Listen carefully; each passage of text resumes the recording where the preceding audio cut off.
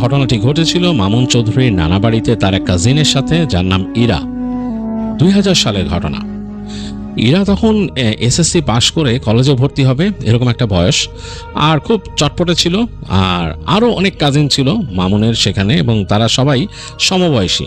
তারা একসাথে গল্প গুজব করতো, আড্ডা দিত, তাদের মতো সময় পার করতো। মামুনের নানা বাড়ি সুন্দর একটা গ্রাম, যে গ্রামটার আশেপাশে প্রকৃতি দিয়ে ঘেরা, বেশ বড় ধান ক্ষেত, এবং এক সাইডে একটা বিশাল আম বাগান আছে। মানে তাদের বাড়ি থেকে বের হয়ে একটা আইল আছে, ক্ষেতের জমি, তার পাশ দিয়ে ওই আইল ধরে হেঁটে গেলে সোজা ঢুকে গেলে আমের বন, মানে আমের বন বলা যায় এটাকে, আমের বাগান না বলে বন বলাই ভালো, কারণ বিশাল এক বাগান।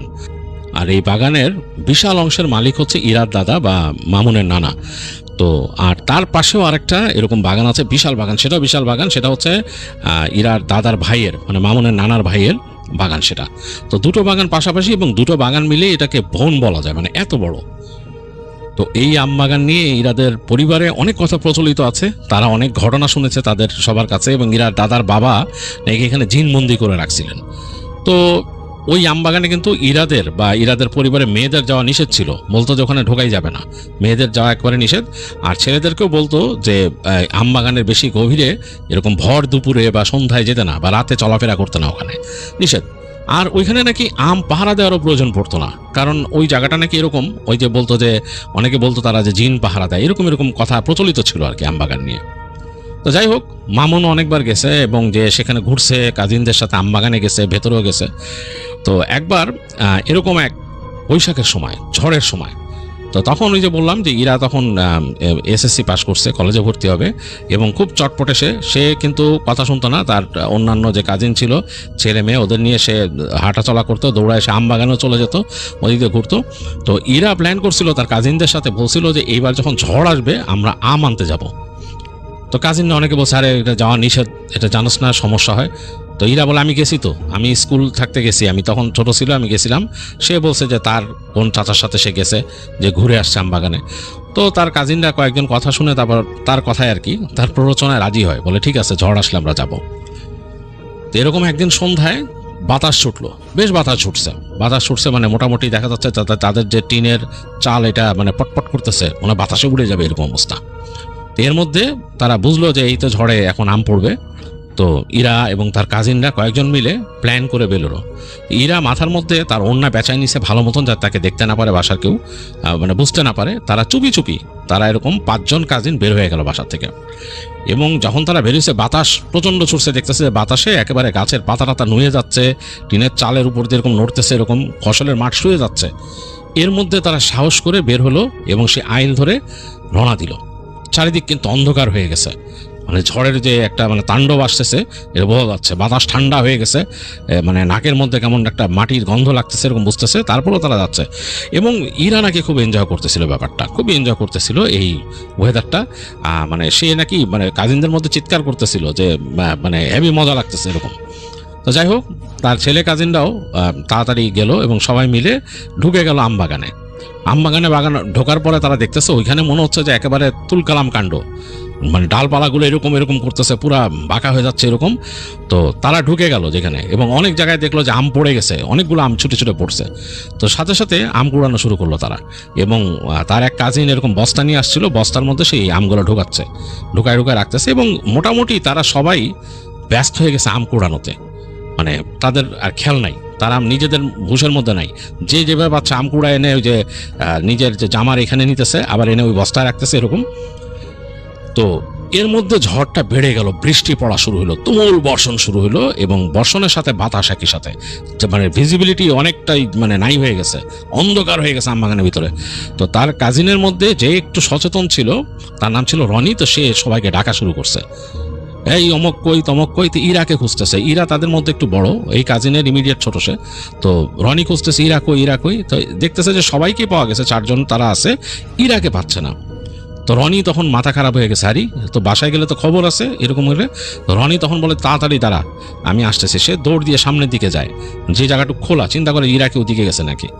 সে দৌড়াতে সামনে যায়, অন্ধকারে কিছু দেখা যাচ্ছে না, মানে বাতাসের প্রচণ্ড ঝাপটা, আর আকাশে কড়কড় শব্দে বাজ পড়তেছে। তো রনি এক জায়গায় তাকায় দেখলো যে তাদের ওইখানে বেশ বড় আম গাছ ছিল, একটা অনেক পুরনো আম গাছ। সেখান থেকে তাকায় দেখলো যে বিজলি চমকাইছে, বিজলির আলোতে দেখলো যে ইরা হেঁটে হেঁটে ওই গাছটার দিকে যাচ্ছে।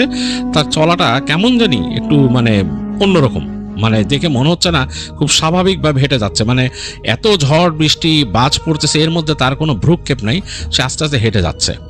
আবার কড়কড় শব্দে বাজ পড়লো। তো এই যে বিজলিটা চমকাইছে, এটার আলোতে রনি দেখলো যে গাছের নিচে একটা মহিলা দাঁড়ানো। সেই মহিলা মাথার মধ্যে লম্বা করে ঘোমটা টানা, মানে তার মুখ দেখা যায় না, মনে হচ্ছে শাড়িটা এমনভাবে পেঁচাইছে, মানে সারা শরীর তার শাড়ি দিয়ে এইভাবে পেঁচানো, আর মাথার ঘোমটাটা এইভাবে লম্বা করে টানা, এইভাবে অদ্ভুতভাবে দাঁড়ায় আছে। আর ইরা তার দিকে হেঁটে যাচ্ছে। রনি তার যত শক্তি আছে কণ্ঠস্বরে সে চিৎকার করলো, ইরা ইরা বলে চিৎকার করলো। মানে তার চিৎকার এই বৃষ্টি আর বাতাসের ইসে অনেক ঢাকা পড়ে যাচ্ছে আর কড়কড় বাজের শব্দে। কিন্তু তারপরও ইরা এক ফোঁটাও শুনলো না। তার কাছে কেন জানি মনে হচ্ছে যে ওই মহিলা শুনছে, ইরা শুনতেছে না। তো রনির প্রচন্ড মানে ভয় লাগছে, আবার সে চিন্তা করতেছে ইরা কই যাচ্ছে।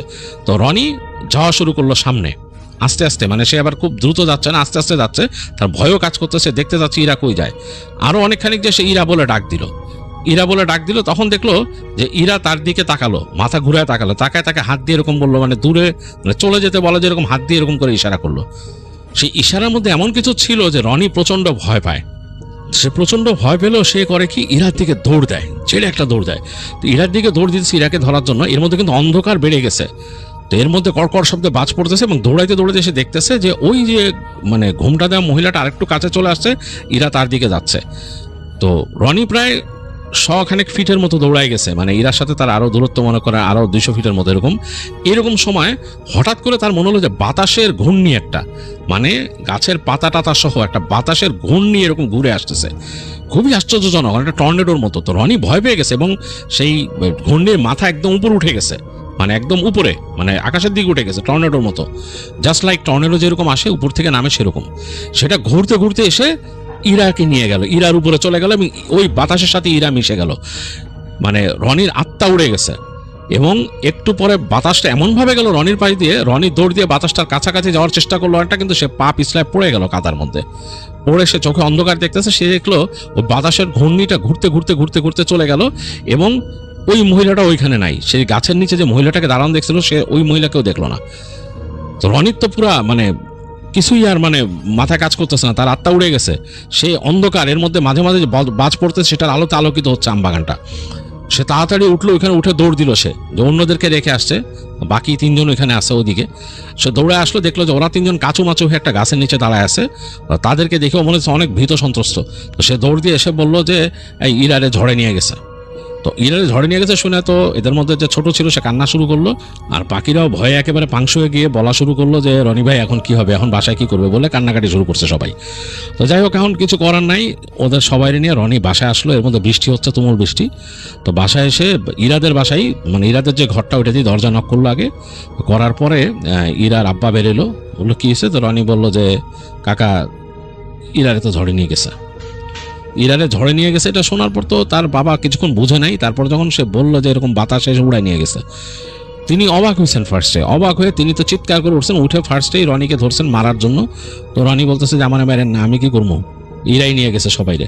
তো যাই হোক, বাসার মধ্যে বিশাল একটা হট্টগোল, বিশাল অবস্থা খারাপ। আরও মানুষজন আসলো যে ইরার আব্বা কাঁদতেছে, ইরার আম্মা কাঁদতেছে, বিশাল অবস্থা এরকম এই সেই। এখন কি হবে তারা চিন্তা করে পাচ্ছেন। এদিকে তুমুল বৃষ্টি হচ্ছে বাইরে, ইরার বাবাকে থামায় রাখা যাচ্ছে না, তিনিও বেরোবেন, কিন্তু কোথায় যাবেন তিনি চিন্তা করতেছেন। কিন্তু মানে তাকে থামায় রাখার চেষ্টা করতেছে অন্যরা, মানে তার ভাইরা, কিন্তু থামবেন না। এক পর্যায়ে তিনি ঘরের থেকে হারিকেন ছো দিয়ে নিয়ে এবং লাঠি নিয়ে দৌড় দিয়ে বের হয়ে গেলেন ঘর থেকে। এবং তিনি দৌড় দিয়ে কোথায় যাচ্ছেন বোঝার চেষ্টা করতেছেন। তার ভাই বলতেছেন লাস্টে, রনির আব্বা রনিকে বললো যে তুই যা, পিছে পিছে যা, তুই জানোস তুই তোর চাচা কই গেছে, যা। তো রনিও দৌড় দিল পিছনে। তো রনি যেতে যেতে দেখতেছে দৌড়ায় যে তার যে চাচা হারিকেন নিয়ে দৌড়াইতেছে সামনে ইরার আব্বা। এবং তখন বৃষ্টি অনেকটা কমে আসছে, মানে হালকা হালকা ছাটা বৃষ্টি, ছিটা বৃষ্টি আর কি। তো সেই বৃষ্টির মধ্যে দিয়ে ইরার বাবা দৌড়েছে, পাড়া দিতেছে যেখানে মানে পানি ছিটে উঠতেছে, মানে ভয়ঙ্কর অবস্থা, কাদা হয়ে গেছে ওখান থেকে। সেও দৌড়াচ্ছে পিছনে। তো আবার রাগের চোটে তিনি মাথা ঘুরায় দেখছে যে রনি আসতেছে পিছনে। রনিকে ধমক দেবো, তুই যা বাসায় যা, তোর আশা লাগবে না বলে চিল্লাইতেছে। তো রনি আর কি করবে, চাচা পিছে দৌড়াইলো। তো দৌড়াইতে এখন তার ইরার বাবা বুঝছে যে আসলে রনিকে তো দরকার এখানে, আর সে মাথা গরম করে কি করবে, রনির তো দোষ নাই। তো রনি বললো যে এদিকে আসেন, চাচা নিয়ে গেল। তো যেইখানে সে দেখছিল, তো বললো এইখান থেকে বাতাস নিয়ে গেছে। তো ইরার আব্বা ওই গাছটাকে দেখে কেন জানি ভয় পাইছে, যে এই গাছটার মানে ওই সামনে যেখান থেকে নিয়ে গেছে বলছে, তো সেইখানে ছিল, বলে যে এইখানেই তো দাঁড়াইছিল, কিন্তু আর একটা ব্যাপার ঘটছে চাচা। বলে কি? বলে ওই গাছের নিচে এক মহিলারে দেখছি এরকম। ইরার আব্বা তো একদম ভয়ে, মনে হলো যে সে একদম পাংশ হয়ে গেছে, হারিকেনের আলোতে তার চেহারার দিকে তাকানো যাচ্ছে না, প্রচণ্ড ভয় পাইছে। তো বলে তুই কি বলিস তুই? বলে যে হ্যাঁ এরকম এরকম ঘটনা। ইরার আব্বা মাথায় হাত দিয়ে ওখানে বসে পড়লো, একদম বসে পড়ে তিনি বিড়বিড় করে দোয়া পড়তেছেন। তখন রনি বলল যে চাচা উঠেন, অনেক কষ্ট করে উঠাল, দেখলো যে একদম শরীর ছেড়ে দিছে ইরার আব্বার। তো তাকে বাসায় নিয়ে আসলো, বাসায় এনে তিনি বললেন, তার ভাইদেরকে ডাকলেন, তার ভাইদের সাথে কথা বললেন, ওনার বড় ভাই ছিলেন, তাকে বললেন যে কি হয়েছে।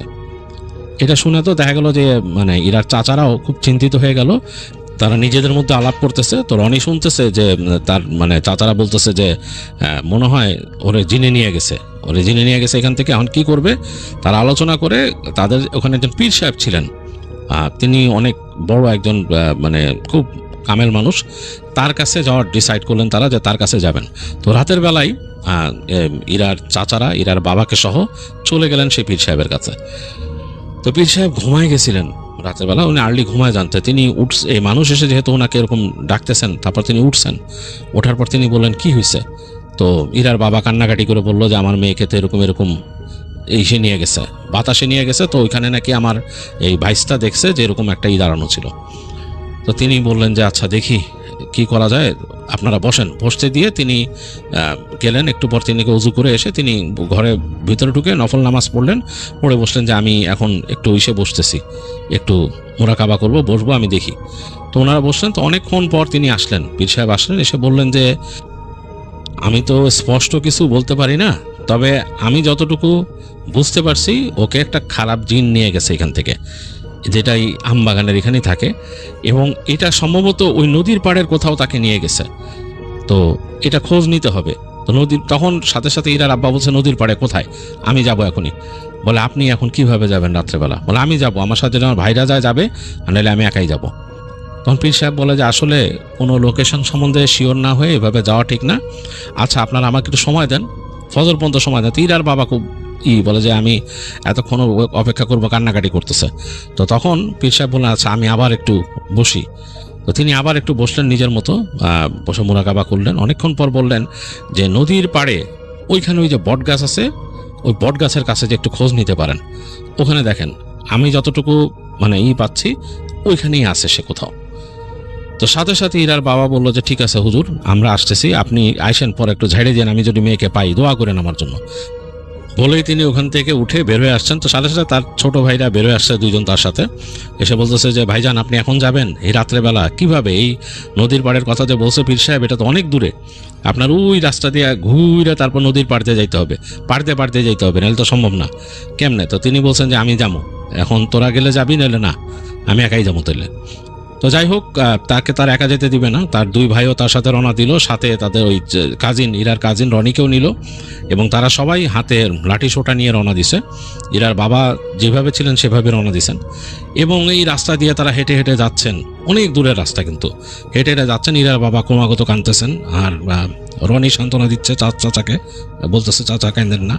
তো যাই হোক, হেঁটে যেতে যেতে হঠাৎ তারা দেখলেন নদীর পাড়ে যখন আসছে, দেখেন নদীর ওখান থেকে একটা নৌকা আসতেছে, নৌকার মধ্যে এরকম বাতি জ্বালানো, মানে কুপি বাতি জ্বালায় রাখছে নৌকারই। তখন বৃষ্টি তো থেমে গেছে, কুপি বাতি জ্বালানো, একজন জেলে যাচ্ছে ওখান দিয়ে। তো জেলে তাদেরকে বলতেছেন হ্যাঁ আপনারা কে, ওখান থেকে হাঁক দিচ্ছেন নদীর মধ্যে থেকে, মানে রাস্তার দিকে। কারণ সে দেখতেছে এরকম চারজন মানুষ হাতে লাঠি সড়কি নিয়ে এবং হাতে হারিকেন নিয়ে হেঁটে যাচ্ছে। তো সে হাঁক দিছে আপনারা কে, কোন দিকে যাইতেছেন? তো তখন তারা এখানে বলে যে আমাদের মেয়ে হারায় গেছে, ঝড়ে নিয়ে গেছে, এখান থেকে ঝড়ে নিয়ে গেছে, এখন খুঁজতে যাইতেছি। তো ওই যে জেলে ছিল নৌকায়, সে বলে যে আপনাদের মেয়ে? বলে হ্যাঁ, আমি তো এখান থেকে কান্না শুনছি, চিৎকার শুনছি। বলে কোথায়? ওই দিকে, ওই যে শ্মশানের ওদিকে। তখন বলে কি বলেন? হ্যাঁ, আসেন আপনাদেরকে নৌকায় করে নিয়ে যাই। তো তখন তারা তাড়াতাড়ি হেঁটে নদীর একদম পাড়ে আসে, নৌকাটা কোনো মতে ভিড়ায়, কারণ ওই জায়গা মানে ওইভাবে নৌকা ভিড়ানোর মতো অবস্থা নাই, এমনভাবে ভিড়ায় একটা সাইডে। তো সেখান থেকে তারা নৌকায় উঠে চারজন, তিনি নৌকা নিয়ে যাওয়া শুরু করেন জেলে। তো যাচ্ছেন, নদীতে মোটামুটি ভালোই পানি এবং বেশ ঢেউ আসতেছে, এবং তখন জিজ্ঞেস করতেছে ইরার কাজিন রনি, জিজ্ঞেস করতেছে যে কি ব্যাপার, আপনি কোথায় শুনলেন চিৎকার বা কান্নাকাটি? বলে আরে আমি ওদিক দিয়ে আসতেছিলাম, আমি তো ওখানে জাল বাই, তো আমি জাল বেয়ে যখন আসতেছি, তো আমি শ্মশানের এই সাইডতে আসতেছি, ওইখানে বিশাল একটা পাকুড় গাছ আছে। তো ওই পাকুড় গাছের কাছ থেকে আমি হঠাৎ শুনতেছি যে মেয়ে মানুষ কান্দে, চিৎকার করে করে কাঁদতেছে, হ্যাঁ আমার যাতে দাও, আমাকে নামায় দাও, আমাকে নামায় দাও, এরকম। আমি যে কি এখানে চিৎকার করে, আমি ভয় পাইছি যে কোনো খারাপ কিছু এখানে হচ্ছে নাকি বা খারাপ মানুষ নাকি। তো আমি সাথে সাথে নৌকা নিয়ে একটু কাছাকাছি গেছি। ওই জায়গায় কিন্তু মানুষ ভিড়ে না, শ্মশানের ওই দিকটা ভয় পায় মানুষ, মানুষ বলে যে ওই জায়গায় শাকচুন্নি আছে, মানুষ ভয় পায়, তো ওদিকে যায় না। তা আমি তারপরও নৌকা নিয়ে একটু কাছে গেছি। তো তখন দেখি যে এক মেয়ের মতো এরকম গাছের মধ্যে বসা, বোঝা যাচ্ছে অন্ধকারে গাছের উপরে বসা একটা মেয়ে মানুষের মতো, এবং সে ওখানে কাঁদতেছে। তো এই কান্না শুনে আমি মানে ভয় পাইছি এবং চিৎকার করতেছে, একটু পরে বকা দিতেছে কারে। এতে আমি প্রচণ্ড ভয় পাইছি, ভয় পেয়ে আমি তাড়াতাড়ি নৌকা নিয়ে সরে আসছি ওখান থেকে। তো তখন রনি বলল যে ভাই আপনি যদি কাছে যাইতেন। কয় কে কাছে যাবে, তুমি থাকলে যাইতে নাকি? তো রনি আর কিছু বললো না, সে চুপ করে গেল। এদিকে ইরার বাবা কাঁদতেছে আর দোয়া পড়তেছে, আর তার চাচারা বলতেছে যে এই সাইড দিয়ে যান, এই সাইড দিয়ে যান, একটু কাছ দিয়ে যান, এরকম মানে ইনস্ট্রাকশন দিতেছে আর কি। তো সে বলতেছে যে আমি যাচ্ছি, আপনারা বসেন চুপচাপ। তো মাঝি বাইতে বাইতে এক সময় তারা দেখলো দূরে গাছটা, এবং ওই গাছটা দেখেই সবার বুকটা কেমন যেন কেঁপে উঠলো, কিন্তু কোনো শব্দ নাই, মানে কোনো চিৎকার চেঁচামেচি কিছু শব্দ নাই, পুরা নিস্তব্ধ, রাত্রের শব্দ। রাতের বেলা বৃষ্টি থেমে গেলে যেরকম ব্যাং ডাকতে থাকে যেরকম শব্দ হয়, ওরকম শব্দ চারিদিকে, আর নদীর কুলকুল শব্দ। তো নৌকাটা নিয়ে ওই জেলে একটু ভয় পাইছে, জেলে বলতেছে যে আমি কি পাশে ভিড়েবো, এখন সে ভয় পাচ্ছে, ভিড়ানোর কথা বলে সে ভয় পাচ্ছে, বলে যে হ্যাঁ ভিড়ান, আমরা আসি না, কোনো সমস্যা নেই, আপনি আসেন। তো জেলে খুব অনিচ্ছা সত্ত্বে ভয়ে ভয়ে আস্তে আস্তে সে তার নৌকাটা নিয়ে একটা সাইডে, যে জায়গাটা একটু নিচু, ওই জায়গাটা ঠেকালো। তো ঠেকানোর পরে প্রথমেই দেখা গেলো দৌড় দিয়ে ইরার বাবা নামলো। এবার বাবা নামার পরে তার চাচারা নামলো, রনিয়া নামলো। রনি বললো যে আপনি থাকেন, আপনি যায়েন না এখান থেকে, হ্যাঁ আপনারা কিন্তু আমরা দিব, টাকা পয়সা দিব, আপনি যায়েন না, এখানে থাকেন। তো লোকটার কিছু বললো না, চুপ করে দাঁড়ায় থাকলো, বলে যে আপনি কোথাও যায়েন না। তো বলার পর তারা যখন নেমে গেছে, মানে ইরার বাবা, চাচারা আর রনি, তারা যখন সবাই নেমে গেছে, নেমে দৌড়ায় সামনে যাচ্ছে, হঠাৎ করে ইরার বাবা দেখলো তার সামনে একটা কালো কুকুর, বেশ বড় কালো কুকুর, এবং সেটা বেশ ভীতিকর টাইপের বড়, এবং দাঁড়ায় আছে এবং মাথাটা কেমন করে রাখছে তার দিকে, মাথাটা বাঁকা করে তাকায় আছে। একটু পর ঘর করে শব্দ করলো মুখের ভিতর থেকে ইরা বাবাকে দেখে। তো সাথে সাথে ইরা চাচারা পিছায় গেল ওই কুকুরটাকে দেখে, এবং ঘর শব্দ শুনে ভয় পেয়েছে, পিছায় গেল। রনিও কিছুটা পিছায় গেছে। ইরার বাবা একটা হাঁক দিয়ে লাঠি যে হাতে ছিল তার, সে লাঠি নিয়ে সে দোয়া পড়তে পড়তে সামনে এগিয়ে গেল, এবং সে লাঠিটা জোরে জোরে মাটিতে মারতেছে সে, এবং কুকুরটা পিছায় যাচ্ছে এবং গড় গড় করতেছে, পিছায় যাচ্ছে। একটু পর ভয়ঙ্কর শব্দে মানে কান্নার মতো করে ডেকে উঠলো কুকুরটা, এত জোরে মানে মানুষের কলিজা উড়ে যাবে। মানে রনি এবং ইরার চাচারা বেশ খানিকটা ভয় পেয়ে গেছে, কিন্তু ইরার বাবা আসলে তার মেয়ের জন্য চিন্তায় ছিল, সে ভয় পায় নাই। সে কিন্তু জানে না যে আদতে আসলে কি ওখানে তার মেয়ে আছে না কে আছে। সে কিন্তু জাস্ট ওই জেলের ঘটনা শুনছে, তারপরও সে সামনে এগিয়ে গেল আর ধোয়া পড়তেছে, সে লাঠিটা জোরে জোরে মাটিতে মারতেছে, এবং কুকুরটা একটু একটু করে পিছায় যাচ্ছে। এটা যে একটা স্বাভাবিক কুকুর না, ইরার আব্বা বুঝে গেছে যেটা কোনো স্বাভাবিক কুকুর না, এটা মানে খারাপ কোনো জিনিস, এবং নাহলে কোনো কুকুর এইভাবে থাকে না। হ্যাঁ, এবং ওই জায়গায় তো এমন কিছু নাই যে কোনো কুকুর ওখানে থাকবে রাতের বেলা, ওখানে বড় পাকুড় গাছ আছে, এবং এছাড়া আর কিছু নাই। তো এবং মানুষজন নাকি ওইটারে ভয় পায়, ওই জেলেও বলছে, এবং তারা জানে, গ্রামের মানুষরা জানে যে ওই দূরে শ্মশানে বলে পাকুড় গাছ আছে, ওটা অনেক পুরনো গাছ, এবং অনেকে নাকি বিশ্বাস করে ওইটার উপরে চড়ে নাকি একটা পেট নিয়ে আসছিল এক সময় এখানে, তারপর থেকে ওইটা আছে। তো যাই হোক, ওই মাটিতে বাড়ি দিতে দিতে ওইটার কাছে চলে আসলো কুকুরটার, মানে কুকুরটা তার সাথে ডিস্টেন্স খুব কম। তখন কুকুরটা মনে হচ্ছে ওনাকে আক্রমণ করে বসবে, এরকম একটা অবস্থা। তখন ইরার আব্বা একটা জোরে সূরা পড়া শুরু করলো, এবং এইটা যখন নাকি তিনি যখন জোরে জোরে পড়া শুরু করছেন, তখন নাকি কুকুরটা ওখান থেকে মানে একটা প্রচণ্ড শব্দ করে পিছন দিকে ছুটে পালায় গেছে ওদিকে দৌড় দিয়ে, এবং নাই। তো তিনি যখন নাকি সামনে আরও বাড়া শুরু করলেন, এবং তার ভাইরাও পিছে পিছে আসলো, তখন আস্তে আস্তে দেখলেন যে পাকুড় গাছের নিচে চলে আসছেন তারা। পাকুড় গাছের উপরে নিচে আসার সাথে সাথেই কেমন জানি নাকি সুরে কোন একটা মেয়েলি কণ্ঠ কি জানি বলে উঠলো তাদেরকে, অস্পষ্টভাবে বুঝে নেই। তারপর শুনতেছে যে মানে চিৎকার করতেছে কারোর সাথে, হ্যাঁ যা যা এরকম করে চিৎকার করতেছে। তো ইরার বাবা কিন্তু চিনে ফেলছে যে এটা যেই নাকি কণ্ঠে হোক, যেটা হোক তার মেয়ের কণ্ঠ। তিনি নাকি চিৎকার করে বলতেছেন তার মেয়েকে, বাবা তুই নিচে নেমায়, ইরা তুই নিচে নেমায়। তখন নাকি খুব হাসির শব্দ শুনতেছে উপর থেকে। তো শুনতেছে, বলতেছে ইরার কণ্ঠ, বলতেছে জামু না। রনিও চিনছে, চাচারাও চিনছে ইরার কণ্ঠ, বলছে জামু না, আমি এখানে থাকবো বলে হাসতেছে।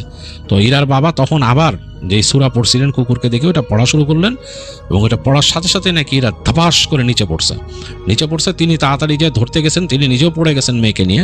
তো যাই হোক, ব্যথা পাইছেন, নিজে ব্যথা পাইছেন, ওনার মেয়েও ব্যথা পাইছে। তারপরে তারা এই চাচা এবং ইরার বাবা আর ওই তার কাজিন সবাই মিলে তাদের এই ইরাকে ধরে, তার বাবা খুব ব্যথা পাইছে, তার বাবাকেও ধরতে হয়েছে, ধরে তারা নিয়ে আসছেন। এসে দেখে যে না, নৌকার লোকটা যায় নাই।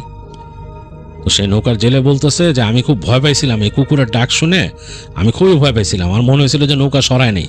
পরে আপনাদের কথা ভেবে আর আমি সরতে পারি নাই, আমার কাছে মানে খারাপ লাগছে, তখন থেকে গেছি প্রচণ্ড ভয় লাগার পরও। তো যাই হোক, কীভাবে পাইলেন মেয়েরে? তখন বললো যে এরকম ঘটনা, পুরো ঘটনাটা আবার সুন্দর করে বললো আর কি তারা, যে কী ঘটছিল। তো তিনি তখন বললেন যে এই তো আপনাদের আল্লাহর রহমত আছে যে আপনারা এরকম খুঁজে পাইছেন, এরকম তো পায় না। তো যাক, মানে এখন কই যাবেন? বলছে যে পীর সাহেবের বাসায় যাব। তো তিনি বললেন যে, ওই জেলে বললেন যে আমি নৌকা নিয়ে যত কাছাকাছি পারা যায় আপনাদের নামাইতেছি ওইখানে, এরপর আপনাদের বাকিটা তো হাঁটতে হবে।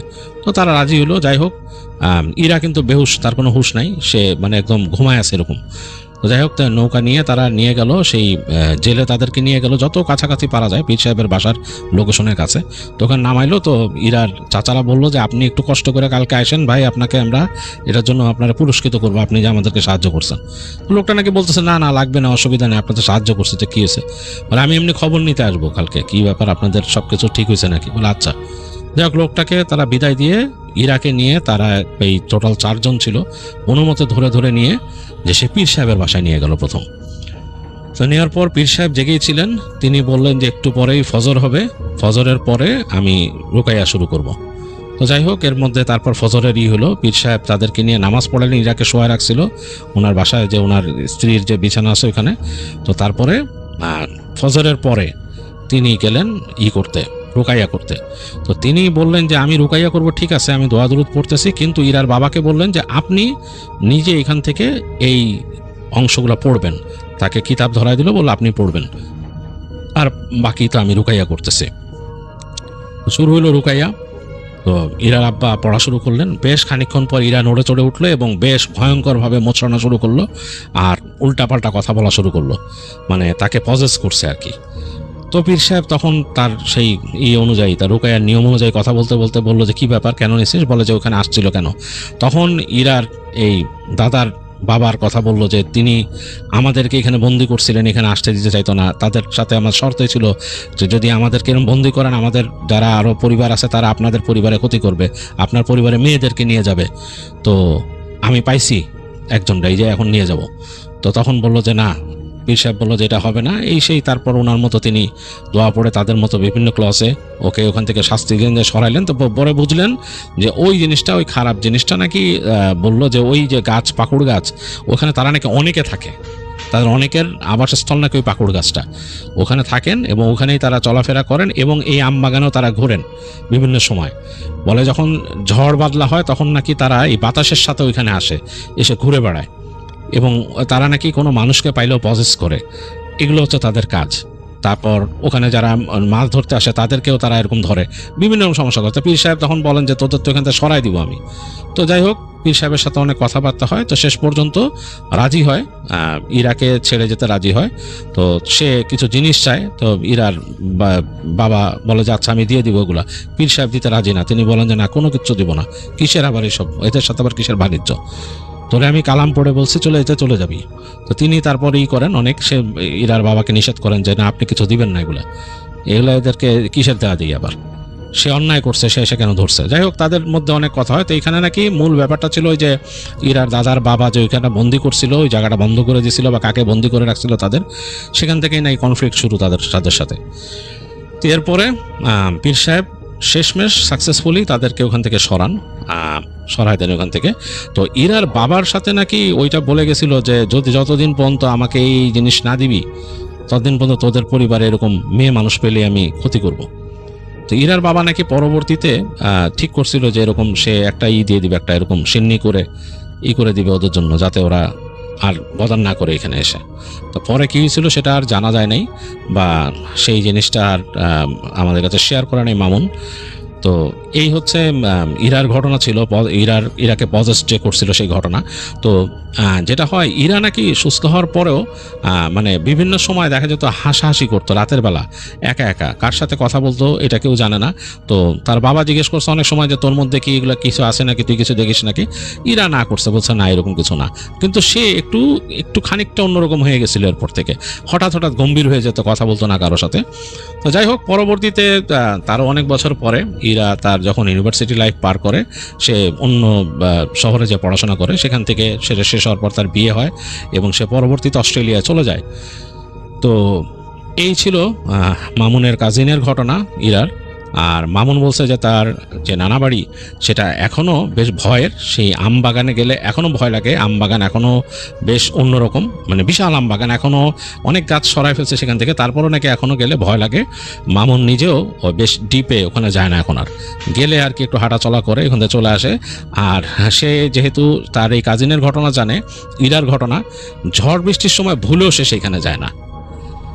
তো যাই হোক, এই ছিল মামুনের শেয়ার করা তার কাজিনের ঘটনা। আপনাদের কাছে কেমন লেগেছে জানাতে ভুলবেন না আমাদেরকে।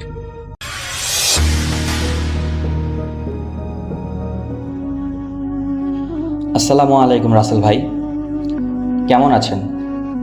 আমি জানি আপনি সবসময় ভালোর দলেই থাকেন। আমি মোহাম্মদ জিহাদুল ইসলাম।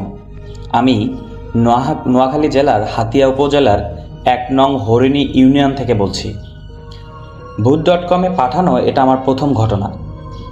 আগেই বলে রাখা ভালো, আমি কাজের ব্যস্ততায় লেখার তেমন একটা সময় পাই না, তাই কাজের ফাঁকে ফাঁকে মোবাইলে একটু একটু করে টেক্সট করে লিখতাম এবং সম্পূর্ণ ঘটনাটি লিখে ফেলেছি। ভুল ত্রুটি ক্ষমাসুন্দর দৃষ্টিতে দেখবেন। যাই হোক, আমি ঘটনায় ফিরে যাই। আমি 2020 থেকে আপনার স্টোরিগুলো শুনছি।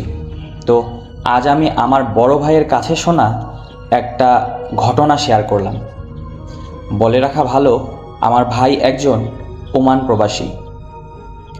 ভাইয়াও আপনার একজন বড় ভক্ত। তো সেখানে কাজের ক্ষেত্রে আফ্রিকার এক লোকের সাথে ভাইয়ার ভালো একটা সম্পর্ক গড়ে ওঠে।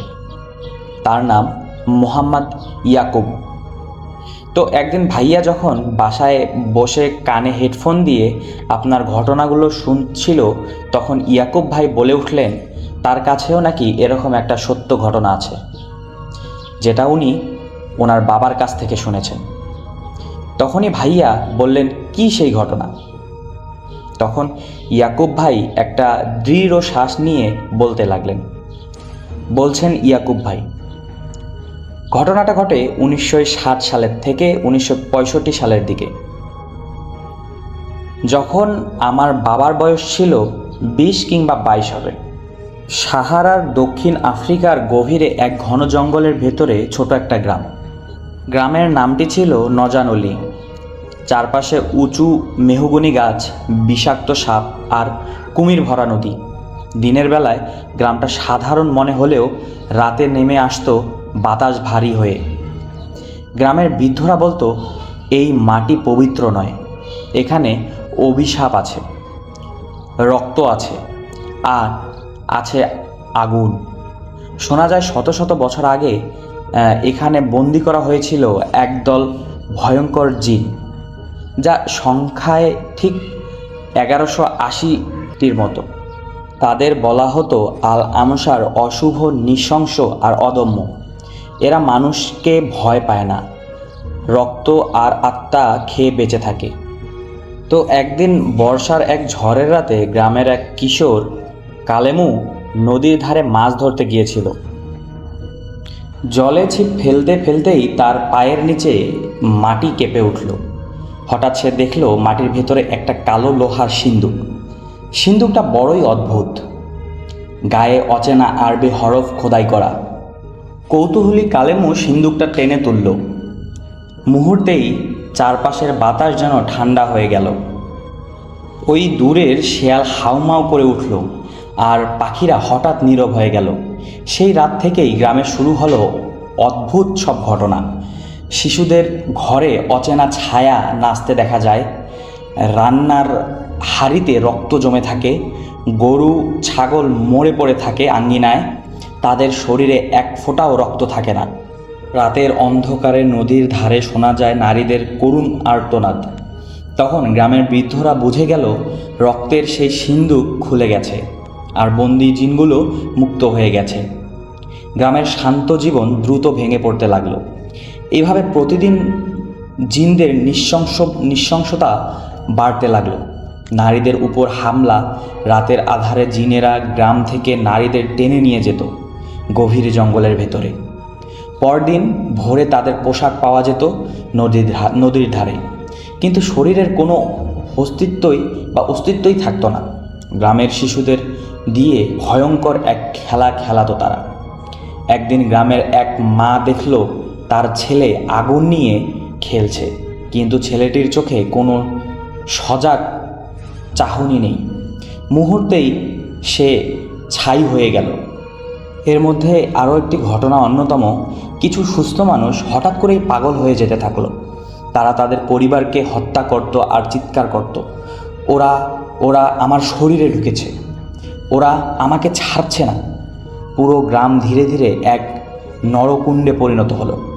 কেউ সাহস করতো না সেই সিন্দুক স্পর্শ করতে, কারণ সবাই জানতো একটু ভুল হলেই গোটা গ্রামটা ধ্বংস হয়ে যাবে। এভাবেই কাটতে লাগলো দিন। তখন দূরদেশ থেকে এক ভ্রমণকারী কবিরাজ আমিন সেই গ্রামে আসলেন।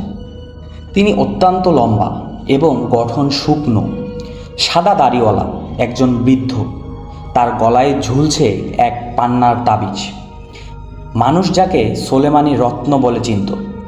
তিনি গ্রামের মসজিদের সামনে দাঁড়িয়ে বললেন, এই অভিশাপ সাধারণ নয়। যেই জিনগুলো মুক্ত হয়েছে তারা সোলেমান আলাইহি ওয়াসাল্লামের যুগ থেকে শপথবদ্ধ জিন। তাদের ফেরত পাঠাতে না গেলে বা না পারলে এই গ্রাম মাটির সাথে মিশে যাবে। গ্রামের লোকজন তখন তাকে কেঁদে অনুরোধ করল, হুজুর আমাদের রক্ষা করুন। কবিরাজ আমিন বললেন, এর জন্য চাই এক রাতের যুদ্ধ, যেখানে ভয়ঙ্কর জিনদের সাথে মুখোমুখি লড়তে হবে এবং সেই লড়াইতে হয়তো তার নিজের জীবনও চলে যেতে পারে। অবশেষে কিছুদিন পর অমাবস্যার রাতে নদীর মাঝে সেই সিন্দুকটি রাখা হলো। গ্রামের 15 জন সাহসী পুরুষ তাবিজ, মশাল, কোরআন শরীফ নিয়ে কবিরাজের পাশে দাঁড়ালো। কবিরাজ আমিন ধীরে ধীরে চোখ বন্ধ করে সূরা পড়তে লাগলেন। প্রতি আয়াতের সাথে সাথে নদীর পানি যেমন ঘূর্ণিঝড়ের মতো ঘুরতে থাকলো। বাতাসে গর্জন করতে লাগলো আর চারপাশের বাতাস হঠাৎ থেমে গেল। চারপাশে অদ্ভুত এক নীরবতা। হঠাৎ এক শীতল বাতাস বয়ে গেল আর নদীর পুরো পানি কালো হয়ে গেল। এক এক করে তারা বের হতে লাগলো। কেউ আগুনের দেহ নিয়ে বেরিয়ে এসেছে, কেউ সাপের মতন শব্দ করছে, কারো বা শরীর নেই, শুধু ভয়ঙ্কর চোখ ভেসে বেড়াচ্ছে। চারদিকে তারা হাসতে হাসতে খরগোশ কণ্ঠে বলতে লাগলো, আমরা ফিরে এসেছি, আমাদের রক্ত দাও, নাইলে তোমরা সবাই মরবে। গ্রামবাসী ভয় পেয়ে গেল, কিন্তু আমিন হুজুর দাঁড়িয়ে রইলেন স্থিরভাবে। তিনি তাবিজ উঁচু করে চিৎকার করে সূরা পড়তে লাগলেন। বলার সাথে সাথে এক ঝলক সাদা আলো বের হলো তাবিজ থেকে। কিছু জিন গর্জন করে মাটিতে লুটিয়ে পড়ল, কিন্তু সবচেয়ে শক্তিশালী মারিদ জিনগুলো আগুনের স্রোত ছুড়ে দিল গ্রামবাসীর দিকে। কবিরাজ আমিনের দেহ পুড়ে যেতে লাগলো, কিন্তু তিনি থামলেন না। তিনি সূরা পড়তেই লাগলেন। সূরা জিনের আয়াত। তার গলার আওয়াজ নদীর গর্জনের মতো বেজে উঠল। হঠাৎ সিন্দুক থেকে এক ভয়ঙ্কর শব্দ ভেসে এলো। বেরিয়ে এলো আর তীব্র আলোর এক ঝলকানিতে ছড়িয়ে পড়ল চারদিকে। সব জিন একে একে কাতরাতে কাতরাতে সিন্দুকের ভেতরের দিকে যেতে লাগলো। সেই যুদ্ধ শেষ হলো ভোরের আগে। সিন্দুক ফের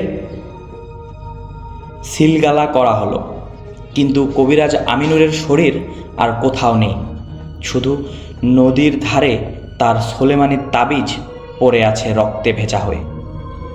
গ্রামবাসীরা তাবিজটি তুলে সিন্দুকের উপরে রাখল আর কেঁদে কেঁদে প্রার্থনা করল, হুজুর আপনার আত্মা যেন শান্তি পায়। গ্রামের শান্তি ফিরে এলো, কিন্তু অভিশাপ মুছে গেল না। প্রতি বছরে একবার অমাবস্যার রাতে নদী থেকে ভেসে আসে সেই ভয়ঙ্কর চিৎকার, আমরা মুক্ত হব, সিন্দুক খুলে দাও।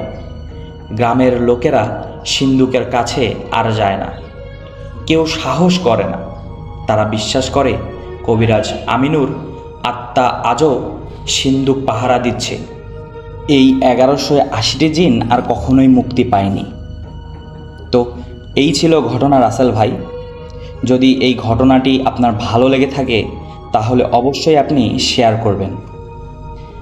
এছাড়াও আমার কাছে আরও অনেক ঘটনা আছে, আপনি যদি চান তাহলে আমি সেগুলো পাঠাতে পারি। আজকের মতো এখানেই আমি আমার ঘটনাটি শেষ করছি। আল্লাহ হাফেজ। আসসালামু আলাইকুম।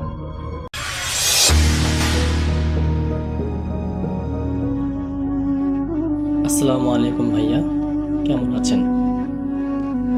ভাইয়া, মানুষ সাধারণত রাতের বেলা রাস্তা হারায়, কিন্তু যদি এমন কিছু হয় যে আপনি নিজের বাড়ির ভেতরেই পথ হারিয়ে ফেলেন, এরকম একটা ঘটনা পাঠিয়েছেন একজন ইলেকট্রিশিয়ান ভাই, যিনি একটা পুরনো জমিদার বাড়িতে কাজ করতে গিয়ে এমন কিছু দেখেছিলেন যা আজও তাকে ঠিকঠাক ঘুমাতে দেয় না। এই গল্পটা শুধু ভূতের গল্প না, এটা একটা বাড়ির গল্প, যে বাড়ি মানুষকে ভেতরে নেয় কিন্তু সবাইকে সহজে সেই বাড়ি থেকে বের হতে দেয় না। লাইট একটু কমিয়ে বসুন, কারণ আজকের গল্পটা শুরু হবে একটা দরজা দিয়ে আর শেষ হবে এমন এক জায়গায় যেখানে কেউ ফিরে আসতে চায় না। আজকের ঘটনা পাঠিয়েছেন শোয়েব ভাই, রংপুর থেকে। এই ঘটনা 2022 সালের ঘটনা। তিনি ঠিক যেভাবে লিখেছেন আমি সেভাবে পড়ার চেষ্টা করব। তিনি লিখেছেন, আমি তখন পেশায় ইলেকট্রিশিয়ান ছিলাম। বিভিন্ন পুরনো বাড়ি, অফিস, দোকানের লাইট ঠিক করাই আমার কাজ ছিল। একদিন দুপুরবেলা আমার কাছে ফোন আসে। একজন লোক বলে, একটা পুরনো জমিদার বাড়িতে নতুন রিসোর্ট করার কাজ চলছে, বাড়ির ভিতরের সমস্ত লাইন ঠিক করতে হবে, পারিশ্রমিকও ভালোই দেওয়া হবে, আপনি কি রাজি আছেন? আমিও নির্দ্বিধায় রাজি হয়ে গেলাম। পরের দিন বিকেলে সেখানে পৌঁছালাম।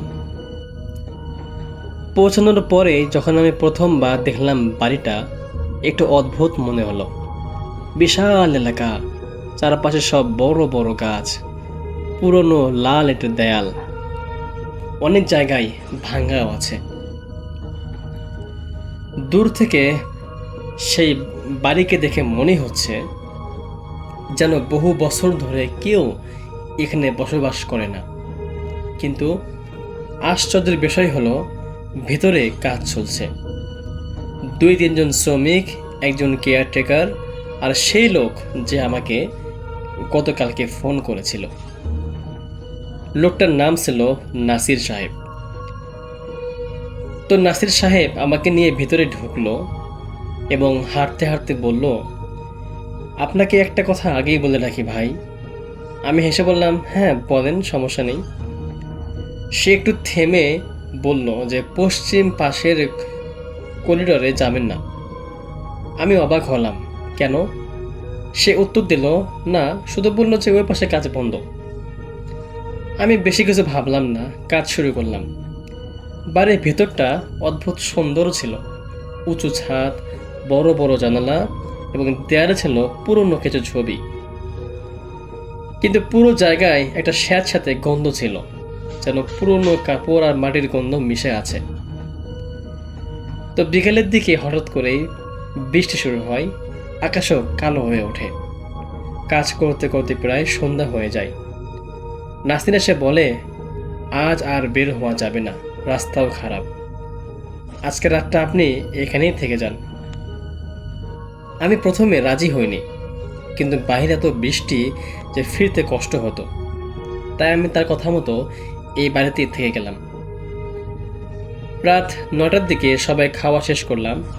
শ্রমিকরা নিচতলায় একটা রুমে ঘুমাতে গেল। আমাকে দেওয়া হলো দোতলার একটা ঘর।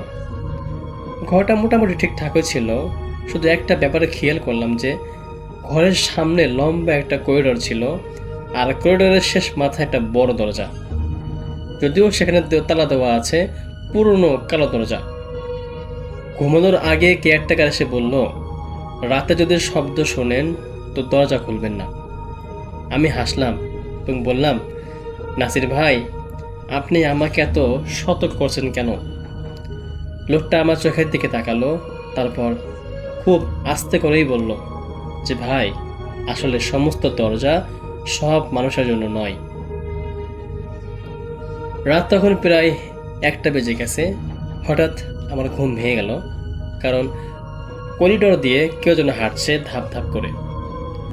প্রথমে ভাবলাম শ্রমিকদের কেউ হবে হয়তো, কিন্তু শব্দটা এত অদ্ভুত এবং ধীরে ধীরে ভারী হয়ে যাচ্ছে, যেন ভেজা পায়ে কেউ হাঁটছে। আমি উঠে দরজার কাছে গেলাম। শব্দটা করিডোর দিক থেকে আসছে, সেই তালাবদ্ধ দরজা থেকে আসছে। তারপর একটা শব্দ হলো, কিচ করে যেন দরজাটা খুলছে। আমার বুক ধক করে উঠল, কারণ ওই দরজায় তো তালা দেওয়া ছিল। আমি দরজার ছোট ফাঁক দিকে তাকালাম, আর তখন আমি যা দেখলাম তা দেখার পর আমার পুরো শরীর ঠান্ডা হয়ে গেল। আমি দেখলাম যে করিডোরের মধ্যে একজন দাঁড়িয়ে আছে, লম্বা মানুষ, সাদা ধুতি এবং মাথা নিচু করে দাঁড়িয়ে আছে। সে ঠিক দরজার সামনে দাঁড়িয়ে আছে। আমি ভাবলাম হয়তো কেয়ারটেকার হবে, ডাকতে যাব, ঠিক তখনই সে ধীরে ধীরে মাথাটা উপর দিকে তুলল।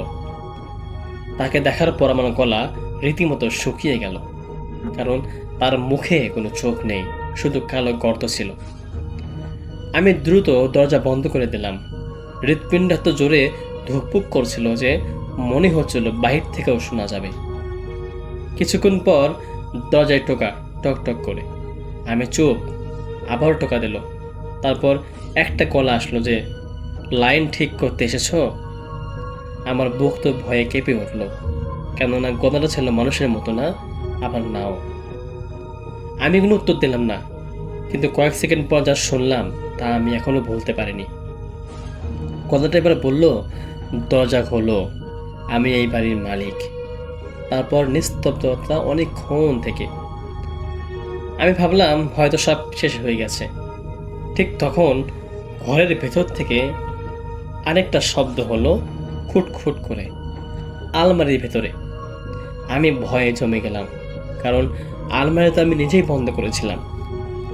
ধীরে ধীরে আলমারির দরজা খুলতে শুরু করলো, শব্দও হলো। ভেতর থেকে ঠান্ডা বাতাস আর অন্ধকার। হঠাৎ সেখান থেকে একটা হাত বের হয়ে এলো, অস্বাভাবিক লম্বা আঙ্গুল, কালো নখ। আমি আর সহ্য করতে পারলাম না। দরজা খুলে দৌড় দিলাম করিডোরের দিকে। কিন্তু বাইরে বের হয়ে বুঝলাম কিছু একটা ভুল। করিডোরটা বদলে গেছে। যেদিক দিয়ে এসেছিলাম ঠিক সেদিকে আর সিঁড়ি নেই, শুধু লম্বা করিডোর ছিল। একটা পর একটা দরজা ছিল, সিঁড়ি ছিল না। আমি দৌড়াতে লাগলাম, কিন্তু যতই দৌড়াই করিডোর শেষ হয় না।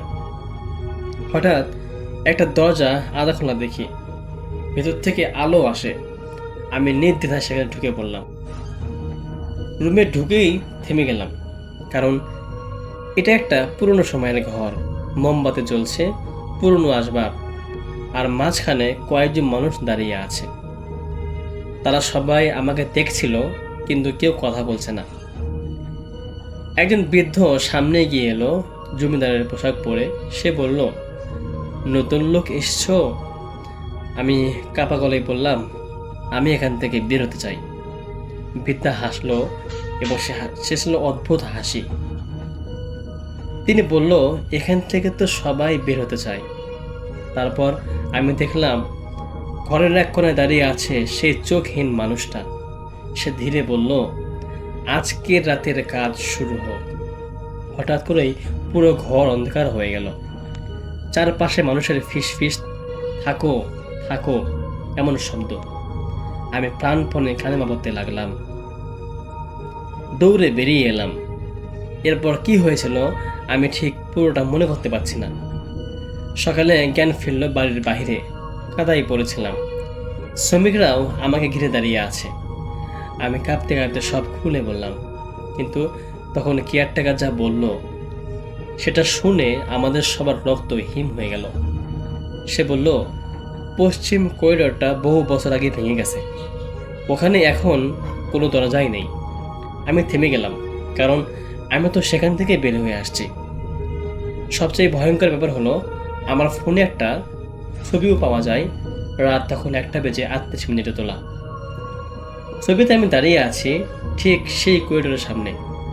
আমার পেছনে সারি করে দাঁড়িয়ে আছে অনেকগুলো মানুষ, সবাই সাদা কাপড়ে, সবাই চোখহীন ছিল। আর মাঝখানে সে জমিদার ছিল, সে হাসছে। আমি আর কখনো ওই বাড়িতে কাজ করতে যাইনি, কিন্তু আজও মাঝে মাঝে ঘুম ভেঙে যায়, কারণ স্বপ্নে দেখি আমি আবারও সেই করিডোরে দাঁড়িয়ে আছি, আর দূরে একটা দরজা ধীরে ধীরে খুলছে। ভেতর থেকে সে একই গলা, এবার তো কাজ শেষ করে যাও। যাই হোক ভাই, আজকের মতো এতটুকুই। আপনাদের কেমন লেগেছে আপনারা অবশ্যই আমাদেরকে কমেন্ট করে জানাবেন। যদি আপনাদের মধ্যে এমন কেউ থাকেন যাদের সঙ্গে এরকম কোনো ঘটনা ঘটে গিয়েছে, আপনারা অবশ্যই আমাদেরকে লিখে পাঠাবেন। হতে পারে পরবর্তীতে আপনার বেড়েই হবে আগামী দিনের ভয়। দেখা হচ্ছে পরবর্তী কোনো এপিসোডে। ততক্ষণ পর্যন্ত আজকের মতো এখানেই বিদায়। আল্লাহ হাফিজ।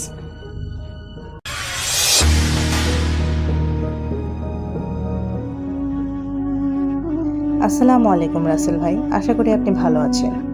অবশ্যই আপনি সবসময় ভালোর দলেই থাকেন। আমি ভূত এফএমের সঙ্গে প্রায় 9 বছর ধরে রয়েছি। বর্তমানে ভূত.com শুনছি। আমি আপনার অনেক কাছের একজন মানুষ। আমার পরিচয়টি গোপন রাখার অনুরোধ রইল। আমি খুব ভালো করে গুছিয়ে লিখতে পারি না, তাই ঘটনার ভেতরের ভুল ত্রুটি ক্ষমাস্বরূপ দৃষ্টিতে দেখবেন। আর বেশি না কথা বলে ঘটনা শুরু করছি। ঘটনাটি মূলত 2 ভাগে ভাগ করা হয়েছে। একটি যখন আমি ক্লাস 3-তে পড়ি, আর আরেকটি যখন আমি ক্লাস 5-এ পড়ি। প্রথমে শুরু করা যাক ক্লাস 3-র ঘটনা দিয়ে। আমরা একটা বাসায় ভাড়া থাকতাম। বাসাটি বেশ পুরনো ছিল। এই বাসায় আমার সাথে 2টি ঘটনা ঘটে।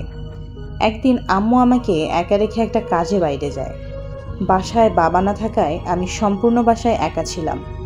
কিন্তু ভয়ের কোনো কারণ ছিল না, কারণ তখন দিন ছিল। আগেই বলে রাখি, এই বাসার বাড়িওয়ালা আর বাড়িওয়ালি মারা গিয়েছিলেন। বাসাটির ভাড়া তুলতেন বাড়িওয়ালার জামাই। বাড়িওয়ালারা থাকতেন 4 তলায়, আর আমাদের ফ্ল্যাটটি ছিল 3 তলায়। যাই হোক, ঘটনায় ফিরে যাই। যেদিন আম্মু আমাকে রেখে বাইরে চলে যায়, সেদিন আমি শুনতে পাই ওপর থেকে কে জানি জোরে জোরে দৌড়াদৌড়ি করছে। আমি তো জানি 4 তলায় কেউ থাকে না। তখন আমার প্রচণ্ড ভয় হতে লাগলো। মনে হচ্ছিল এই বুঝি সামনে কাউকে দেখব। কিন্তু ওই দিনের মতন আম্মু বাসায় আবার চলে আসে। আর আমি মনে করি সেটা বোধহয় মনের ভুল ছিল আমার। তারপর ঘটে আরও একটি ঘটনা। আমি আম্মুকে বলি, আম্মু আমার খিদা লাগছে, আমি কিছু খাবো। এর আগে বলে রাখি, আমাকে আরবি পড়াতে একটা মহিলা আমাদের বাসায় আসতেন। উনি আমাদের বাসায় আমাকে পড়াতে আসতেন ওনার ছোট মেয়েকে সাথে নিয়ে। যথারীতি আমার খেলনাগুলো দিয়ে ও খেলতো, কিন্তু খেলনাগুলো দিয়ে না খেলে ও মাঝে মাঝে আমার বারান্দা দিয়ে খেলনাগুলো ফেলেও দিত। তখন আমার খেলনার প্রতি অনেক আগ্রহ। আমার বাসার পিছনে একটা চিপা গলি রয়েছে, ঠিক আমাদের বারান্দার পেছনে। আমার মাথায় তখন ঘুরছিল যে আমি নিচে গেলে ওই চিপা দিয়ে উঠে আমি আমার খেলনাগুলোকে খুঁজব। যেই ভাবা সেই কাজ।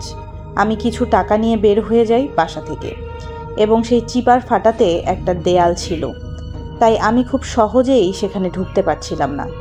বলে রাখা ভালো, আমার হাইট তখন ভালোই ছিল।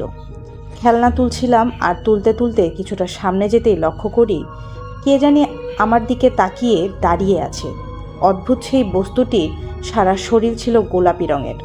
পরনে তার শুধুমাত্র গোলাপি রঙের একটা হাফ প্যান্ট ছিল।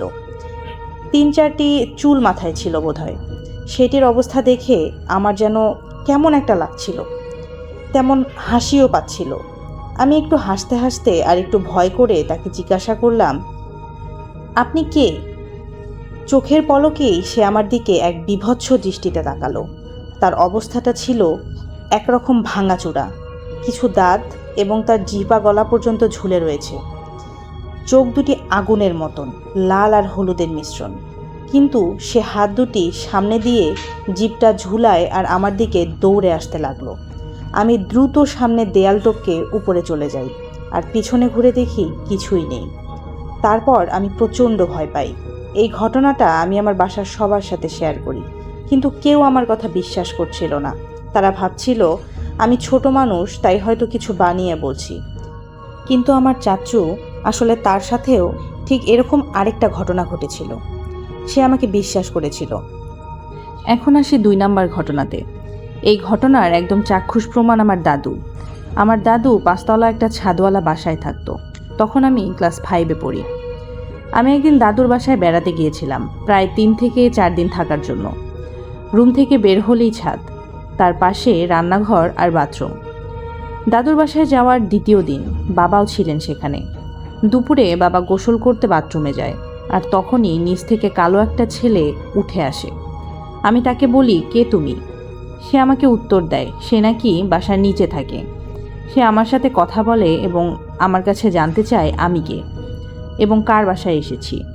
আমিও খুব সাধারণভাবেই প্রশ্নগুলো নিয়ে সব উত্তর তাকে দিই। পরে আমি তাকে বলি যে আমার বাবা যদি দেখে তোমাকে ছাদে, তাহলে সে হয়তো রাগ করতে পারে, কারণ ছাদওয়ালা বাসাতে যারা ভাড়া নেয় তারা শুধুই ছাদ ব্যবহার করতে পারে। তো আমি তাকে বলি তুমি দরজার পেছনে থাকো, আমার বাবা বাথরুম থেকে বের হয়ে গেলে তখন তুমি চলে যেও। আমি তাকে দরজার পেছনে দাঁড় করাই। বাবা বাথরুম থেকে চলে যায়, কিন্তু যখনই আমি দরজার পেছনে তাকাই তখন আর আমি তাকে দেখতে পাই না। তখন আমি দেখি সে আবার সিঁড়ি দিয়ে উঠে ছাদের দিকে আসছে। আমি খুব অবাক হই। পরে ভাবি এখান থেকে নিশ্চয়ই কোনো রাস্তা রয়েছে, যেখান দিয়ে ও হয়তো আবার সিঁড়ির দিকে চলে গিয়েছিল। তখন সে আমাকে বলে, তুমি আমার সাথে খেলবে? আমি তাকে উত্তর দিয়ে জানাই যে না, আমি খেলবো না, এখন আমার খাওয়ার সময় হয়েছে, কারণ তখন দুপুরবেলা ছিল। সে আমার হাতকে খুব শক্ত করে ধরেছিল। কি শীতল সে হাত! আমার মনে হচ্ছিল সে কোনো মানুষ না, আস্ত একটা স্টিলের খাম্বা। আমি তাকে বারবার বলছি আমার হাত ছেড়ে দাও। আমি চেষ্টা চালাই যাচ্ছি যেন ও আমার হাত ছেড়ে দেয়, কিন্তু সে একদম সোজাসুজি আমার চোখের দিকে তাকিয়ে দাঁড়িয়ে আছে। আমি খুব অবাক হলাম। তখন সে আমাকে বলে, তুই আমার আসল রূপ দেখবি? এই বলে সে তার অপর হাত দিয়ে তার মাথাটা পুরা 360 ডিগ্রি ঘুরিয়ে ফেলে। এটা দেখে আমি চিৎকার দিয়ে বলে উঠি, আল্লাহ আমাকে বাঁচাও। আল্লাহর রহমতে আমার হাতটা ছুটে যায়। তারপর আমি দৌড়ে দরজার সামনে এসে পড়ি এবং দাদুকে সব ঘটনা খুলে বলি। আপনি প্রমাণস্বরূপ আমার দাদুর কাছে এই ঘটনাটা জিজ্ঞাসা করতে পারেন। দাদু আমাকে দোয়া করে ফু দিয়ে দেন। তারপর দাদু সেই বাসাটি ছেড়ে দেয়। এই ছিল আজকে আমার ঘটনা। ঘটনাটি পড়ার জন্য আপনাদের অসংখ্য ধন্যবাদ। যদি সিলেক্টেড হয় তাহলে অবশ্যই পড়ে শোনাবেন আর আমাকে জানাবেন। ধন্যবাদ সবাইকে।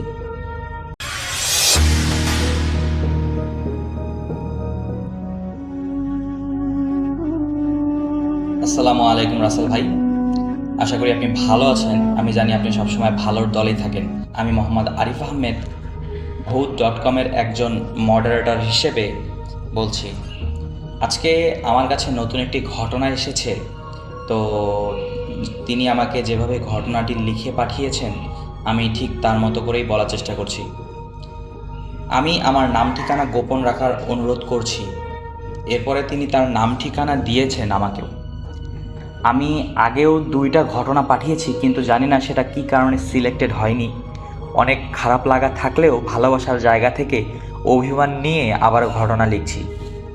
আপনি বেশ কয়েকটা এপিসোডে বলেছেন আপনার এলাকায় ঘটে যাওয়া ভয়ঙ্কর ঘটনা বা গ্রামে প্রচলিত ঘটনা শেয়ার করতে। তারই প্রেক্ষিতে এই ঘটনাটি শেয়ার করা। প্রথমে আমার গ্রামের ভয়ঙ্কর জায়গার বিবরণ দেয়া যাক। আমার গ্রামের নাম জোড়া বটতলা, আর এই বটগাছ দুটো নিয়েই গ্রামে প্রচলিত সব ঘটনা ঘটে। আমাদের গ্রামের মেইন রাস্তার নাম প্রচার করবেন না, সুতরাং আমি বলছি না। তার এক সাইডে বিল, ঢাকা দিয়া বিল, আরেক সাইডে আমাদের গ্রামের মেইন রাস্তা থেকে গ্রামের ঢোকার সময় 2টা বড় বটগাছ পড়ে, যেটার অনেক পুরাতন। মেইন রাস্তার বটগাছের পাশাপাশি 2টা বড় মাছের ঘের রয়েছে। বটগাছ দুটোর এমনভাবে পাশাপাশি আছে যার মাঝখান দিয়ে আমাদের গ্রামে ঢোকার প্রথম রাস্তা। যাই হোক, ঘেরের এক পাশের মেইন রাস্তা আর এক পাশে আমাদের খেলার মাঠ। আমি ছোটবেলায় দেখেছি সন্ধ্যার পর কেউ ওই বটগাছের ওই দিকে মানে মেইন রাস্তার দিকে যেত না। সবার প্রয়োজন সন্ধ্যার আগেই মিটিয়ে ফেলতো। আমাদের এখানে স্থানীয় বাজার সন্ধ্যার আগেই শেষ হয়ে যেত। তবে কোনো প্রয়োজন হলে বা কেউ গেলে একের অধিক মানুষ একসাথে যেত।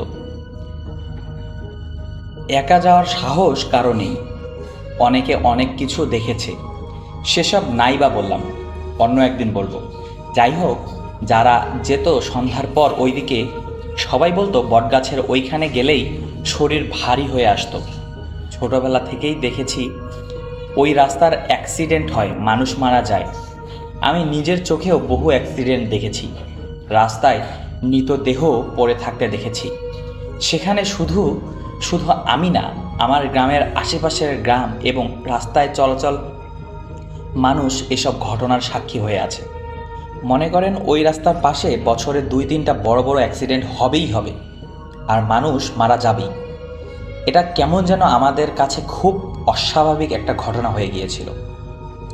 তবে একটা কথা না বললেই নয়, অ্যাক্সিডেন্টগুলো হতো ওই বটগাছের আশেপাশেই। রাস্তা কিন্তু একবারে সোজা এবং ভালো রাস্তা, কিন্তু কেন জানি ওই বটগাছটার আশেপাশে অ্যাক্সিডেন্টগুলো হবেই। আমার দেখা রাস্তার 2-1টা ঘটনা আমি শেয়ার করছি। সালটা 2011 বা 12 হবে।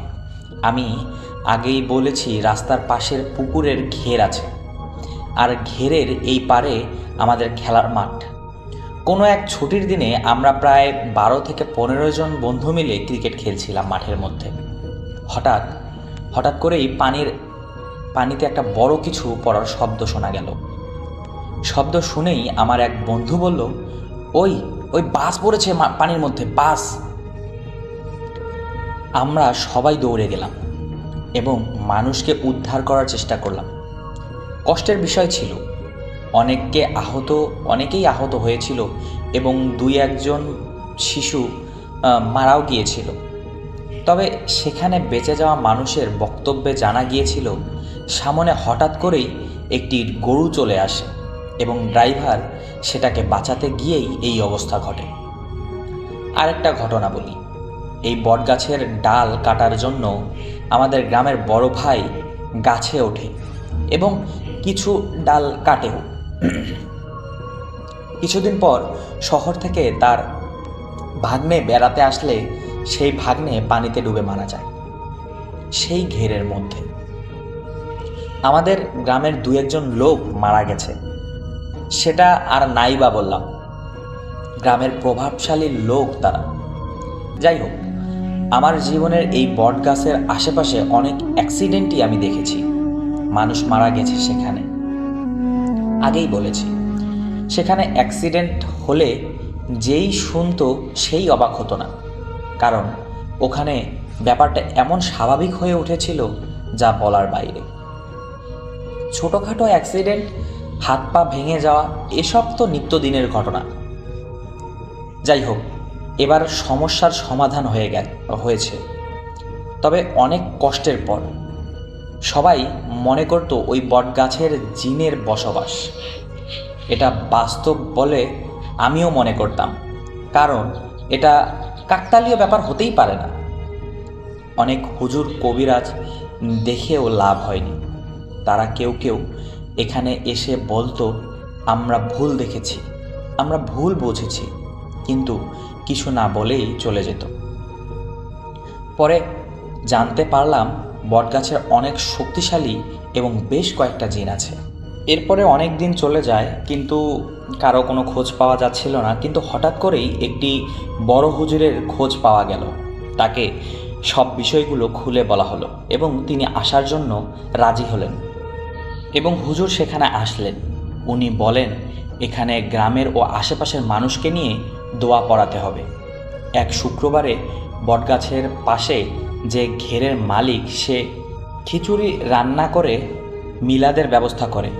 আমরা সবাই মিলে সেখানে গিয়েছিলাম। গ্রামের লোক ও হুজুর অনেক কান্নাকাটি করে দোয়া করে। এরপরেও পুরোপুরি এই ব্যাপারটা সমাধান হয়নি। পরে আবারও সেই হুজুরের কাছে গেলে তিনি অনেক ভেবে চিন্তে বলেন, গ্রামের সবাই টাকা উঠিয়ে মাদ্রাসার এতিম ছেলে মেয়েদের সবাইকে দাওয়াত করে তারপর দোয়া করতে হবে, এতিম বাচ্চাদের খেতে দিতে হবে। আগে শুধু একজনের টাকায় হয়েছিল, এজন্য সমাধান হয়নি। পরে আমরা সবাই মিলে গ্রামের বাড়িতে বাড়িতে গিয়ে টাকা, চাল, ডাল এ সমস্ত উঠাই। কোনো এক শুক্রবার গ্রামের মানুষজন এবং এতিম ছেলেদের মিলে মিলাদ মাহফিলের আয়োজন করা হয়। অনেকে দোয়া কালাম করেছিল। আমরা গ্রামের মানুষ ও আশেপাশের গ্রামের মানুষরাও সেখানে সামিল হয়েছিল। পরে হুজুর যেভাবে বলেছিলেন ওইভাবেই করা হয়েছিল। এরপর থেকে এই সমস্যার সমাধান হয়ে যায়। এই ঘটনাটি আমি যেটি শেয়ার করলাম, এই ঘটনাটি 100% সত্যি ভাই। কেউ যদি যাচাই বাছাই করতে চান তাহলে আমাদের গ্রামে আসতে পারেন। এক গ্রামের এবং ইউনিয়নের মানুষ সবাই এর সাক্ষী হয়ে আছে। ঘটনাটি অনেক কষ্ট করে লেখা হলো। দয়া করে নাম ঠিকানা প্রকাশ করবেন না, এই বলে তিনি তার ঘটনা শেষ করেছেন। তবে রাসেল ভাই, এরকম যে একটি ঘটনা ঘটতে পারে এটা আসলেই ভাবার বাইরে। মানে একটা বট গাছের সাথে এরকম ঘটনা, আসলে এই ঘটনাগুলো খুব দুষ্প্রাপ্য এবং এগুলো আসলেই সত্যি ঘটনা আমি মনে করি। তো তিনি আমাকে যে ঠিকানাটি দিয়েছেন, আমি এই ঠিকানায় পরবর্তীতে ফোন করেছিলাম এবং সেখানে আমার এক বড় ভাই আছে, তাকে আমি জিজ্ঞেস করেছিলাম যে এরকমের কোনো ঘটনা ঘটেছে কিনা সেখানে। তো বড় ভাইটি আমাকে বলেছে যে আসলেই সেখানে এরকম ঘটনা ঘটেছে, মানে ঘটনাটি সত্যি, তিনি যে ঘটনাটি শেয়ার করেছেন। তো রাসেল ভাই, আমি আশা করব যে আপনি এই ঘটনাটি আপনার ভূত.com-এ শেয়ার করবেন। আজকের মতো এখানেই আমি আমার ঘটনাটি শেষ করছি। পরবর্তীতে আবার কোনো নতুন ঘটনা নিয়ে আবার ভূত.com-এর সাথেই ফিরব। আজকের মতো এখানেই শেষ করছি। আল্লাহ হাফেজ।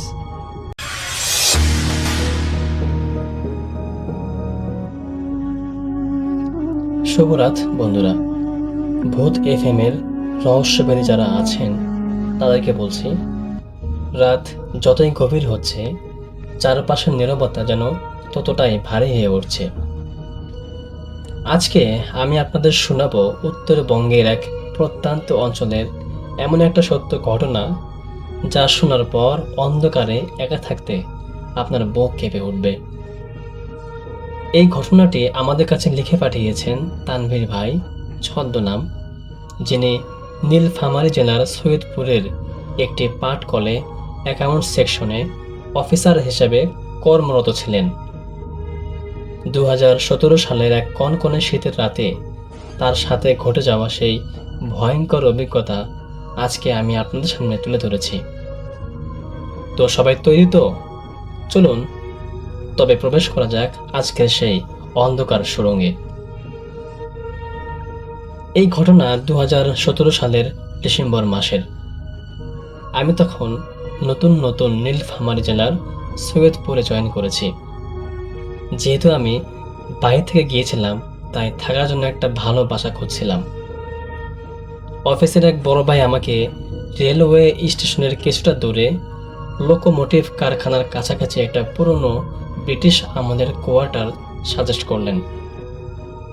কোয়ার্টারটা বেশ বড় ছিল, সামনে একটা বিশাল পুরনো করে গাছ আর পেছনে একটু জঙ্গল। সবচেয়ে বড় কথা ছিল সেখানে ভাড়া ছিল খুবই কম। এখন নতুনেরা যা হয় আর কি, সস্তায় এত বড় বাড়ি পেয়ে আমি আর কোনো কিছু না ভেবেই ওখানেই ওঠার সিদ্ধান্ত নিলাম। বাড়িটাই আমি একাই থাকতাম। প্রথম এক সপ্তাহে বেশ শান্তিতে কাটলো, কিন্তু বিপত্তি ঘটনা ঘটল ডিসেম্বরের 9 তারিখে। সেদিন নীলফামারীতে মারাত্মক শীত, সাথে ঘন কুয়াশা। রাত তখন আনুমানিক 2টা। আমি ল্যাপটপে অফিসের কিছু কাজ করছিলাম। হঠাৎ করে আমার ঘরের বারান্দায় কাঠের দরজাটায় কেউ নক করলো, খটখট শব্দও হলো। খুব ধীর কিন্তু স্পষ্ট শব্দ। আমি একটু অবাক হলাম যে এত রাতে ঘন কুয়াশার মধ্যে পেছনের বারান্দায় কে আসবে, কারণ পেছনের দিকটা একদম জঙ্গল আর কাটা তারের বেড়ায় দিয়ে ঘেরা ছিল। চোর ছেঁচড় ভেবে আমি লাঠি হাতে নিয়ে দরজার কাছে গেলাম এবং আমি জোরে জিজ্ঞাসা করলাম, কে ওখানে? কিন্তু কোনো উত্তর নেই। দরজাটা খুলতেই বাইরের কনকনে ঠান্ডা বাতাস আবার মুখে এসে লাগলো, কিন্তু বারান্দায় কেউ ছিল না। কুয়াশায় দুই হাত দূরে জিনিসও দেখা যাচ্ছে না স্পষ্টভাবে। মনের ভুল ভেবে দরজায় লক করে আমি আবারও এসে ঘুমানোর প্রস্তুতি নিলাম।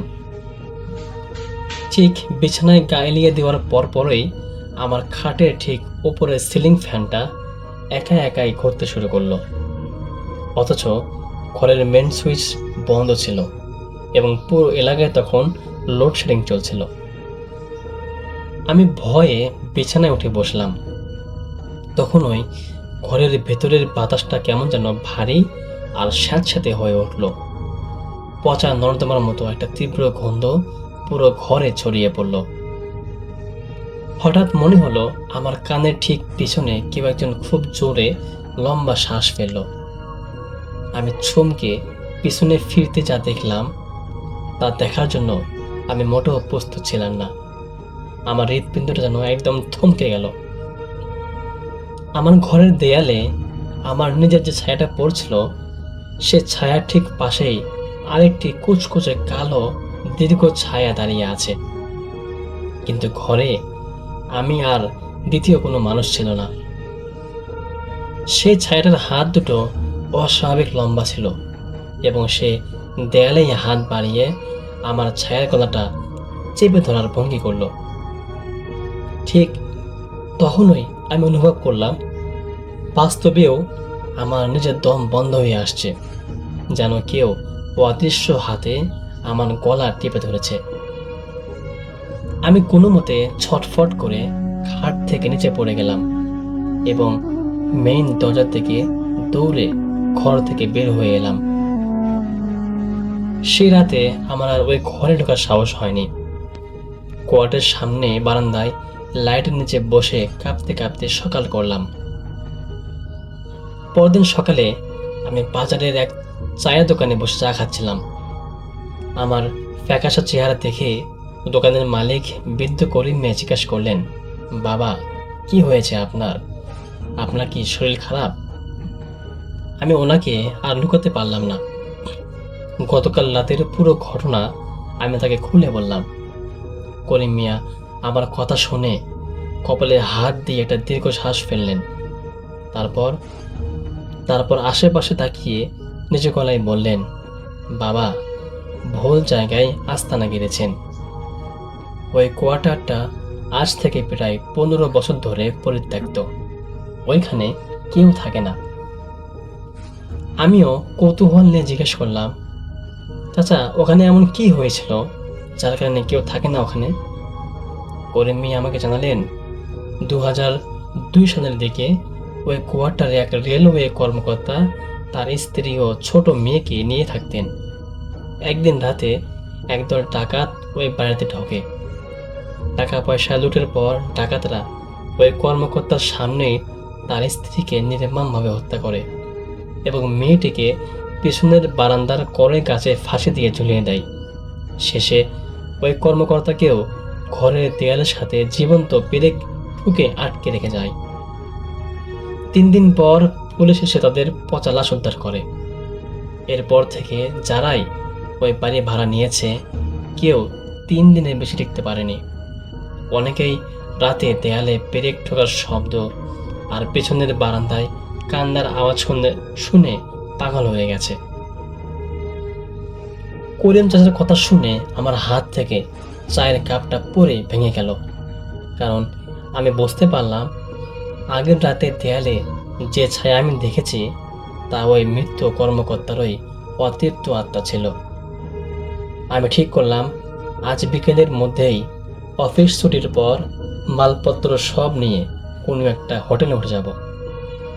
কিন্তু সেদিন অফিসের কাজের চাপ এত ছিল যে সব শেষ করে যখন আমি কোয়ার্টারে ফিরলাম তখন রাত 8টা বেজে গেছে এবং চারপাশটা ঘন কুয়াশায় ঢেকে গেছে। আমি ঘরে ঢুকেই তাড়াহুড়ো করে আমার ব্যাগ গোছাতে লাগলাম।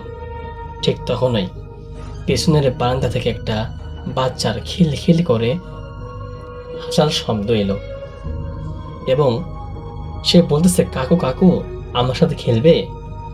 ভয়ে আমার পুরো শরীরটা অবশ হয়ে গেল।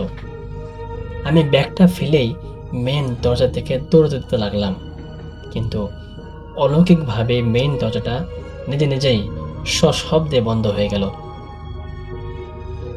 আমি হাতল ধরে টানাটানি করতে লাগলাম, কিন্তু দরজা যেন দেয়াল জমে গেছে, একটুও নড়ল না। হঠাৎ ঘরের সমস্ত লাইট নিজে নিজেই অফ হয়ে গেল। শুধু জানালার বাইরে থেকে চাঁদের আবছা আলো ঘরে আসছিল। সেই আলো ছায়ার খেলায় আমি দেখলাম ঘরের দেয়ালগুলো থেকে টপ টপ করে তাজা রক্ত চুয়ে পড়ছে, আর পুরো ঘরে একটা হাতুড়ি দিয়ে দেয়ালে পেরেক ঠোকার বিভৎস শব্দ শুরু হলো, ঠাস ঠাস করে। আমি ভয়ে কান বন্ধ করে মেঝের ওপর বসে পড়লাম। ঠিক তখনই আমার পিঠে কেউ একটা বরফ শীতল হাত রাখলো। আমি ঘাড় ফিরিয়ে তাকালাম। আমার ঠিক পিছনে দাঁড়িয়ে আছে একটা ছোট্ট মেয়ে। তার সারা শরীর নীল হয়ে গেছে, গলায় ফাঁসির দড়ির গভীর দাগ, আর চোখ দুটো দিয়ে রক্তের অস্ত্র গড়িয়ে পড়ছে। সে আমার দিকে তাকিয়ে তার বিকৃত মুখটা হা করে বলল, আমাদের ছেড়ে কোথায় যাচ্ছ?